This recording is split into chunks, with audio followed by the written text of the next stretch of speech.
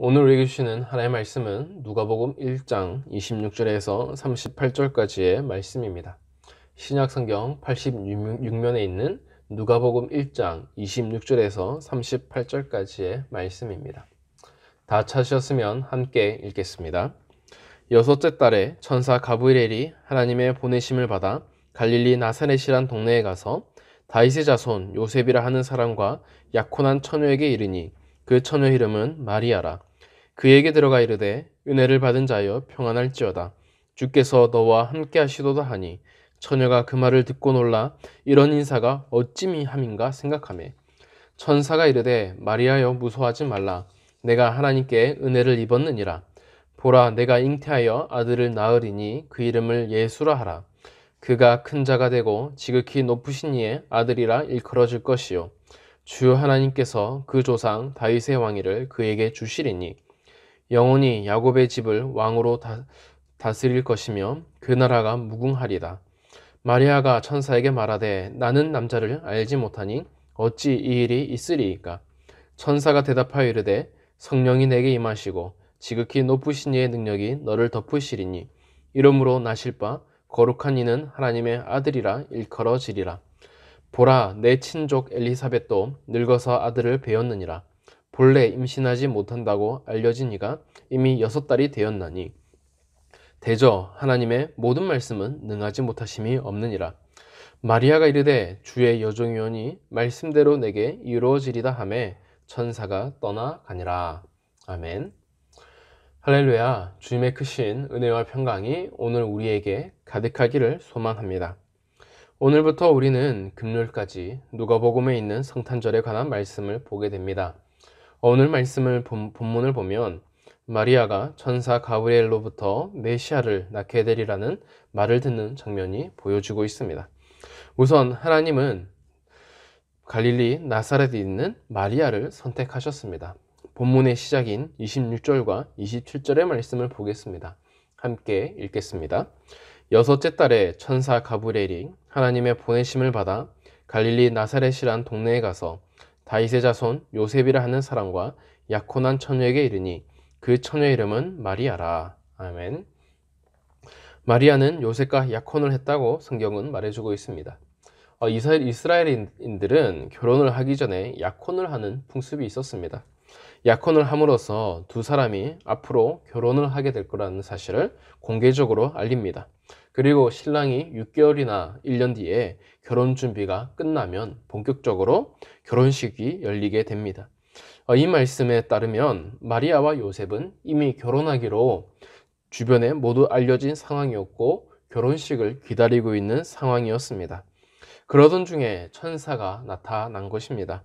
그리고 마리아를 가리켜서 은혜를 받은 자라고 지칭하면서 주님이 너와 함께 계시다라는 선언을 해주고 있습니다. 이 천사의 인사말을 들었던 마리아는 당황했습니다. 왜냐하면 천사가 했던 이런 인사는 보통 하나님의 일에 앞장서고 그리고 큰 일을 한 사람들에게 하는 인사였기 때문입니다. 하지만 마리아는 본인은 갈릴리 나사렛이라는 작은 도시에 그것도 이름조차 너무나도 흔한 여인이었습니다. 본인은 이런 인사와 어울리지 않는 사람이라고 생각을 했을 것입니다. 그때의 천사가 마리아에게 다음과 같이 말합니다. 다 같이 30절에서 31절 말씀을 보겠습니다. 함께 읽겠습니다. 천사가 이르되 마리아여 무서워하지 말라. 내가 하나님께 은혜를 입었느니라. 보라 내가 잉태하여 아들을 낳으리니 그 이름을 예수라 하라. 아멘. 천사는 마리아가 아이를 낳을 것이라고 말했습니다. 그리고 이름까지 정해 주었는데 그 이름은 바로 예수였습니다. 이 일은 마리아에게 뜻밖이었습니다. 왜냐하면 마리아는 아직 결혼을 하지 않았기 때문입니다. 그는 남자를 알지 못하는 처녀였습니다. 처녀가 아이를 낳는다는 것은 불가능한 일이었습니다. 하지만 천사는 더욱 다음과 같은 얘기를 합니다. 마지막 말씀인 37절과 38절 말씀을 보겠습니다. 함께 읽겠습니다. 대저 하나님의 모든 말씀은 능하지 못하심이 없느니라. 마리아가 이르되 주의 여종이오니 말씀대로 내게 이루어지리다 하매 천사가 떠나가니라. 아멘. 천사는 마리아에게 하나님의 모든 말씀은 이루어지는 능력이 있다라고 말하고 있습니다. 마리아의 친척인 엘리사벳도 모두가 불가능하다는 상황에서 아들을 낳았습니다. 그리고 성경을 보면 아브라함과 사라도 마찬가지였습니다. 이 부부가 아들을 낳을 것이라고는 그 누구도 생각하지 못했습니다. 하지만 그런 순간에도 하나님의 역사가 일어났습니다. 천사는 마리아에게 하나님 앞에서 불가능한 것은 없다라고 강조를 했습니다. 그러자 여기서 마리아의 답변이 놀라운데요. 마리아는 어떻게 말하고 있습니까? 주의 여종이오니 주의 말씀대로 내게 이루어지리다 라는 굉장히 놀라운 고백을 담고 있습니다. 지금 마리아의 이 고백 가운데는 천사의 말에 단순히 설득되어서 하는 고백이 아닙니다. 마리아는 지금 자신이 아이를 낳는다면, 특별히 요셉과 약혼한 상태에서 아이를 낳는다면 자신은 사람들에게 간음한 요인으로 낙인이 찍힐 것을 알았습니다. 그러면 사람들에게 죽임을 당하는 것이 뻔해 보였습니다. 혹시나 죽임을 당하지 않더라도 자신과 태어날 아이는 사람들의 손가락질과 비난 가운데에 살아가야 했습니다. 그런데 마리아는 이 모든 위험 속 가운데에 자신이 순종하기로 결단하는 것을 보여주고 있는 것입니다. 마리아의 이 고백은 결단입니다. 하나님의 말씀 앞에 자신의 삶을 내어 맡기겠다는 결단을 해주고 있습니다. 마리아는 하나님의 말씀에 따르겠다는 순종과 결단을 보여주었고, 그때에 그 갈릴리 나사렛에서 이를 모를 여인이 지금 성경에 기록된 예수님의 어머니가 되었습니다. 하나님의 방법과 하나님의 능하심은 천사 가브리엘의 말대로 사람의 생각과 사람의 추측이 따라갈 수가 없었습니다. 그리고 마리아는 그 누구보다도 훌륭한 일을 한 성경에 기록되어 있는 자로 남게 되었던 것입니다. 사랑하는 성도 여러분, 오늘의 본문을 살펴보는 우리에게도 마리아와 같은 순종과 결단의 자세가 필요합니다. 하나님의 말씀 앞에서 우리는 우리 자신의 생각을 낮추어야 합니다. 하나님을 바라보면서 순종하는 마음가짐이 우리 모두에게 필요한 것입니다. 한 해가 저물고 있습니다. 지금 이제 곧 2021년도가 시작될 것입니다. 우리가 한 해 동안 하나님 말씀 앞에 이번 해 동안 어떻게 반응했습니까?